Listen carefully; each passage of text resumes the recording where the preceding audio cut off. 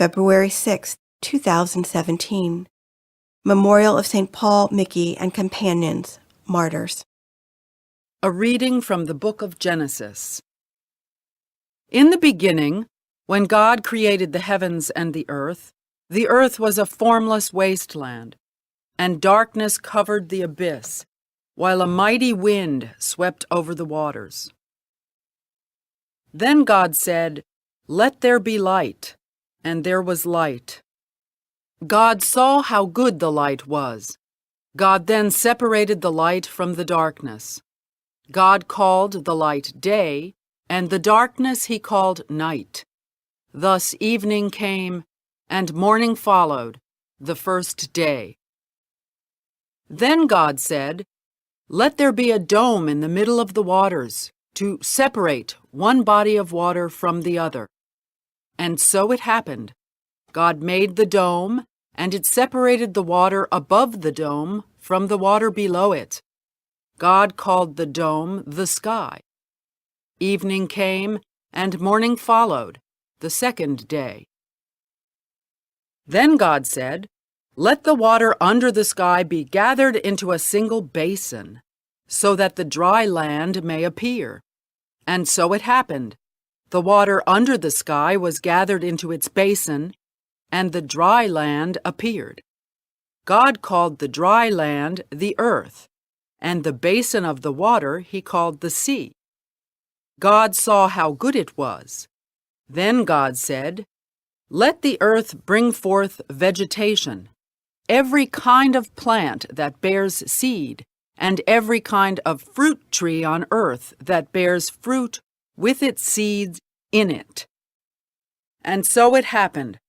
The earth brought forth every kind of plant that bears seed, and every kind of fruit tree on earth that bears fruit with its seed in it.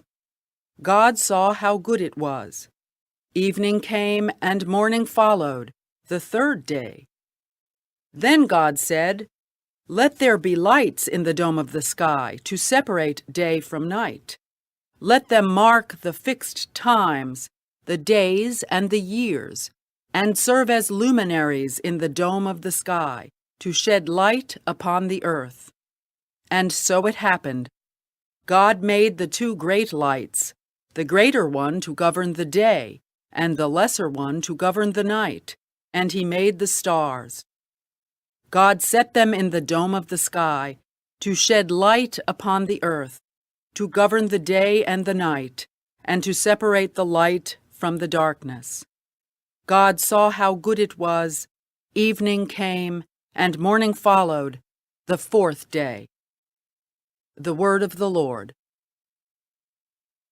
Responsorial Psalm. The response is, "May the Lord be glad in his works." Bless the Lord, O my soul. O Lord my God, you are great indeed. You are clothed with majesty and glory, robed in light as with a cloak. May the Lord be glad in his works.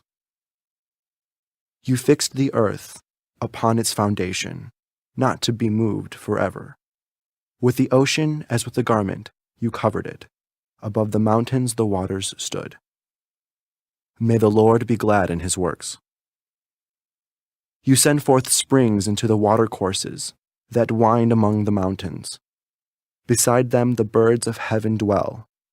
From among the branches they send forth their song. May the Lord be glad in his works. How manifold are your works, O Lord!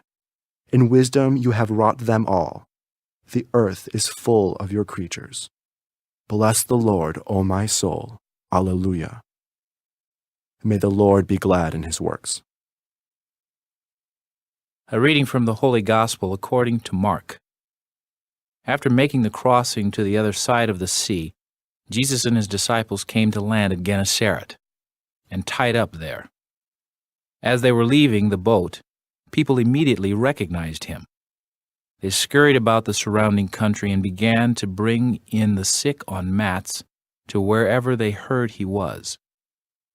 Whatever villages or towns or countryside he entered, they laid the sick in the marketplaces and begged him that they might touch only the tassel on his cloak, and as many as touched it were healed. The Gospel of the Lord.